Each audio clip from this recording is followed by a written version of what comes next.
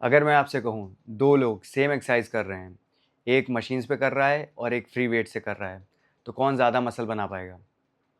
चलिए जानते हैं इस वीडियो में which one is better, machines और free weights. So video start करने से पहले एक चीज़ बता दूँ, मेरी राइटिंग बहुत अच्छी नहीं है, तो थोड़ा एडजस्ट कर लेना, ठीक है?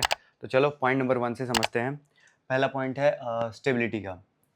तो मशीन्स में आपको पता ही है कि वो बायोमैकेनिकली बनाई जाती हैं हर मसल के लिए अलग अलग तरीके से, तो वो ज़्यादा स्टेबल होती हैं। वेयरएज़ फ्री वेट्स में स्टेबिलिटी फैक्टर लैक करता है। तो फॉर एग्जांपल जैसे बेंच प्रेस है, तो बेंच प्रेस में अगर आप बेंच मशीन से कर रहे हो, तो ऑलरेडी वो फिक्स एक्सिस पे काम कर रहा है एंड आपको बस वेट लगाना है एंड उसको जो जिस डायरेक्शन में भी उसका मूवमेंट है वो मूव करेगी मशीन। आप डायरेक्शन नहीं चेंज कर सकते हो। वेयर एज जब आप फ्री वेट करोगे, जैसे रॉड से अगर कर रहे हो, तो रॉड में क्या है, वो अनस्टेबल होगी। पहले तो सबसे पहली चीज़ एज अ बिगिनर आपको रॉड कंट्रोल करनी आनी चाहिए कि उसको सीधा ऊपर ले जाएं एंड सीधा नीचे ले आएं। कई कई लोग तो टेढ़ा ले जाते हैं स्टार्टिंग से, तो उनकी आदत बन जाती है। तो पहला डिफरेंस है कि स्टेबिलिटी मशीन्स में ज़्यादा होती है एंड आपका फ्री वेट्स में कम होती है। Point number 2, muscle activation. तो मसल एक्टिवेशन दोनों में ही होता है, ठीक है। मशीन्स पे ये है कि बेटर आइसोलेशन वर्क होता है, आप सिर्फ टारगेट मसल पे काम कर रहे हो, स्टेबलाइजर्स बिल्कुल भी यूज़ नहीं होते आपके, या अगर होते भी हैं तो बहुत बेयर मिनिमम। फ्री वेट्स में आपके मेन मसल जो भी आप काम कर रहे हो, मैं यहाँ चेस्ट का एग्जांपल ले रहा हूँ, तो चेस्ट पे भी काम हो रहा है प्लस स्टेबिलिटी पे भी आप काम कर रहे हो, तो स्टेबलाइजिंग मसल्स भी आप यूज़ कर रहे हो, तो ज़्यादा मसल फाइबर आप रिक्रूट कर रहे हो एक ही बार में। चलिए नेक्स्ट पॉइंट समझते हैं, लर्निंग कर्व।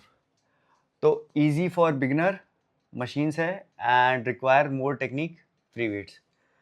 तो अंडरस्टूड है कि भाई एक बिगिनर आता है जिसको कोई मूवमेंट नहीं पता, जिम में वो पहली बार कदम रख रहा है, तो आप उसको सबसे पहले मशीन्स पे सिखाओगे, आदत डलाओगे। इनफैक्ट जब मैंने भी स्टार्ट किया था जिम कितने 12-14 साल पहले, तो हम लोग को भी स्टार्ट ही मशीन से ही कराया गया था, और वहीं से हमारी जर्नी स्टार्ट हुई थी। हमको पहले पता चला था कि ये मशीन, हमने मशीनें समझी थी कि ये चेस्ट की है, ये शोल्डर की है, ये बैक की है, क्योंकि फ्री वेट या बॉडी वेट करना आसान नहीं है सबके लिए।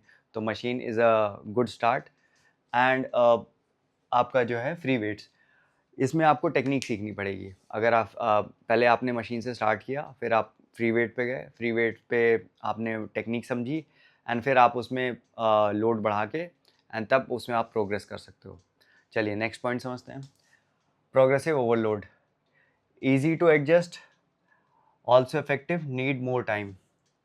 तो मशीन्स में क्या है, ज़्यादा कुछ है नहीं, मतलब मूवमेंट को लेके है ना, स्टेबिलिटी को लेके, तो आप उसमें लोड बहुत जल्दी बढ़ा सकते हो, क्योंकि बस आपको पुश करना है। एक डायरेक्शन जो भी है आपको फिक्स्ड है, उसमें आप पुश करोगे। कभी कभी लोग मशीन में भी थोड़ा सा अपना पोस्चर ख़राब कर लेते हैं, लेकिन फिर भी वो पुश कर ले जाते हैं वेट को, ठीक है। तो पोस्चर उसमें भी सही रखना पड़ता है मशीन में। ऐसा नहीं है कि मशीन फिक्स्ड है तो वहाँ इंजरी नहीं हो सकती, वहाँ भी इंजरी हो सकती है। वहाँ भी आपको फॉर्म पे ध्यान देना पड़ेगा, है ना। आपको मशीन को अपने स्ट्रक्चर के हिसाब से, अपने बायोमैकेनिक्स के हिसाब से एडजस्ट करनी पड़ेगी। सीट ऊपर नीचे या वो अगर आप एडजस्ट कर सकते हो तो अपने हिसाब से आप एडजस्ट करो। और बाकी प्रोग्रेसिव ओवरलोड दोनों में कर सकते हो। इसमें आपको थोड़ा ज़्यादा टाइम लगेगा फ्री वेट्स में, क्योंकि इसमें टेक्निक इन्वॉल्वड है। ज़्यादा जल्दी आप अगर लोड बढ़ाने की कोशिश करोगे तो maybe you can get injured. So यहाँ आपको थोड़ा सा टाइम लगेगा। नेक्स्ट है इंजरी रिस्क। अभी जैसा बताया मैंने, मशीन्स पे आपके इंजरी रिस्क लोअर होते हैं अगर आप उसको सही तरीके से यूज़ कर रहे हो। और अगर आपने मतलब ये है कि भाई इसमें बैलेंस नहीं करना है, तो आपने लोड एकदम से बढ़ा दिया, मतलब अपने औकात के बाहर अगर आपने वेट जल्दी बढ़ा दिया, क्योंकि आपको पता है स्टेबल तो करना नहीं है। फ्री वेट्स में ये होता है कि आप जल्दी वेट नहीं बढ़ा पाते हो। मान लो मैं शोल्डर ओवरहेड प्रेस की बात कर रहा हूँ, तो अगर आप मशीन पे कर रहे हो, तो मशीन में आपने प्लेटें लगा दी, सीट पे बैठे हो, सपोर्ट पीठ का भी है एंड आपने प्रेस कर लिया किसी भी तरह, थोड़ा सा इंक्लाइन चेस्ट प्रेस वाली पोजीशन भी आ जाती कभी कभी। एंड वही सेम चीज़ अगर आप शोल्डर प्रेस रॉड से लगा रहे हो, ओवरहेड प्रेसिंग, तो आपको वेट बढ़ाना बहुत मुश्किल होगा, क्योंकि आप ज़्यादा नहीं उठा पाओगे उसमें, ऑब्वियसली, क्योंकि स्टेबिलिटी इशू भी आएगा। इनफैक्ट रॉड की जगह आप डंबल करोगे तो वहाँ ज़्यादा स्टेबिलिटी इशू आएगा। तो वहाँ पे आप प्रोग्रेस उतना नहीं कर पाओगे। प्लस इंजरी रिस्क की बात हो रही थी, तो हाँ, इसमें इंजरी रिस्क ज़्यादा है फ्री वेट्स में, एंड आपकी मशीन्स में कम है। लेकिन इसका मतलब ये नहीं कि मशीन में भी आपको फॉर्म पे नहीं ध्यान देना है, उस पर भी आपको ध्यान देना है, ठीक है। नेक्स्ट है functional strength. Functional strength limited है इसमें, and is better transfer to everyday and sports activities. So machines में जैसा आपको पता है कि लिमिटेड मूवमेंट होता है, तो हम जनरली लाइफ में ऐसे मूव नहीं करते हैं। मतलब फॉर एग्जांपल जैसे अगर आप चेस्ट प्रेस कर रहे हो, बहुत कॉमन एग्जांपल है इसलिए बार बार ले रहा हूँ। तो चेस्ट प्रेस में अगर आप हो तो आप कहीं भी ऐसा आपको नहीं मिलेगा कि आपको एक सीट मिल गई और फिर आप कोई चीज़ पुश कर रहे हो। रियल लाइफ में अगर आपको कार को धक्का देना है या कोई चीज़ खींचनी है, तो आपके पास कोई ऐसा एक्सटर्नल सपोर्ट या फिक्स्ड एक्सेस पे आप नहीं खींचोगे। वहाँ पे आपका 3D मूवमेंट है, आपको कोर भी यूज़ करना है, हैंड्स भी, मतलब फुल बॉडी को आपको यूज़ करना है। तो ये ज़्यादा ट्रांसलेट नहीं करती आपकी फंक्शनल स्ट्रेंथ में, और ये आपकी फंक्शनल स्ट्रेंथ को बहुत अच्छा बढ़ाती है। वो जब जो भी आप फ्री वेट्स कर रहे हो, तो वो आपकी रियल लाइफ मूवमेंट्स को मिमिक करती हैं। फॉर एग्जांपल स्क्वाट, कोई सामान आप ज़मीन से नीचे उठा रहे हो, डेडलिफ्ट, सॉरी डेडलिफ्ट, तो वो डेडलिफ्ट को मिमिक करता है। स्क्वाट, कोई चीज़ आप रख के उठ रहे हो या बैठ रहे हो, तो आपकी स्क्वाट को मिमिक करता है। बेंच प्रेस, ओवरहेड प्रेसिंग, मतलब कोई सामान आप ऊपर से उठा, मतलब नीचे से उठा के ऊपर रख रहे हो, तो वहाँ पे तो तीनों हो गया आपका, deadlift, squat and overhead pressing, ठीक है। तो आपको समझ आ गया होगा फंक्शनल मतलब रियल लाइफ मूवमेंट्स को मिमिक करना, ठीक है। तो इसमें बहुत अच्छा स्ट्रेंथ बढ़ता है आपका फंक्शनल वाला। ओके, नेक्स्ट है आइसोलेशन। मशीन पे एक्सीलेंट है और फ्री वेट्स में आपका गुड है। तो एक्सीलेंट मतलब आइसोलेट आप समझ ही रहे हो, क्योंकि वो एक ही मसल टारगेट कर रहा है मशीन्स पे, तो वहाँ पे आपका मशीन आइसोलेशन ज़्यादा ही होगा। वेयर एज आपका फ्री वेट्स कंपाउंड मूवमेंट्स होते हैं, मैक्सिमम मैक्सिमम क्या, ज़्यादातर कंपाउंड्स ही होते हैं। आइसोलेशन अगर आप करना चाहो तो अब वैसे फ्री वेट प्रीचर कल पे आप जैसे आइसोलेशन भी कर सकते हो बाइसेप के लिए, बट मे बी ऐसे अगर ज़्यादातर आपके ये कंपाउंड मूवमेंट्स ही होते हैं, तो यहाँ पे आपका आइसोलेशन वर्क मशीन्स में ज़्यादा बेटर होता है। तो आई वुड सजेस्ट, जैसे अगर आप स्टार्ट वर्कआउट कर रहे हो तो पहले आप फ्री वेट निपटा लो, एंड देन आप आइसोलेशन वर्क चाहो तो मशीन्स पे कर सकते हो, ओवरऑल हर चीज़ का एडवांटेज लेने के लिए।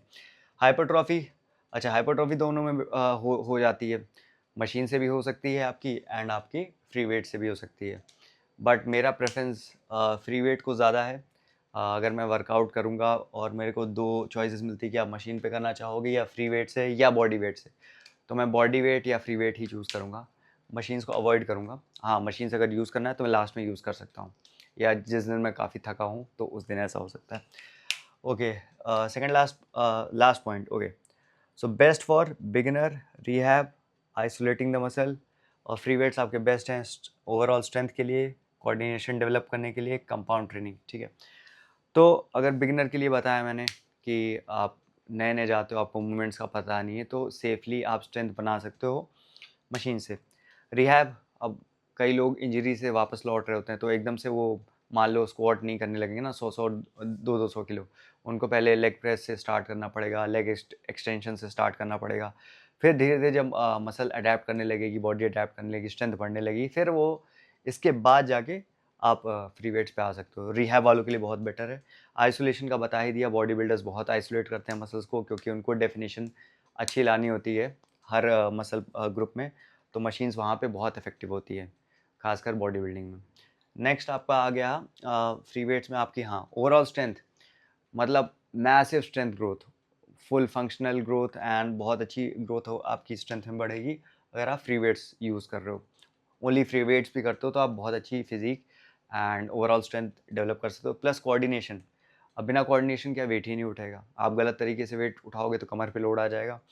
तो यहाँ पे आपका पूरा माइंड मसल कनेक्शन बनता है, कोऑर्डिनेट करते हो। मान लो आप डंबल से मान लो ओवरहेड प्रेस कर रहे हो, तो आपको पूरे मूवमेंट में एक फिक्स पाथ पे ले जाना पड़ेगा, एंड ये देखना पड़ेगा कि डंबल आगे तो नहीं गिर रहा है, साइड में तो नहीं भाग रहा है, आपके कंट्रोल में कि है नहीं।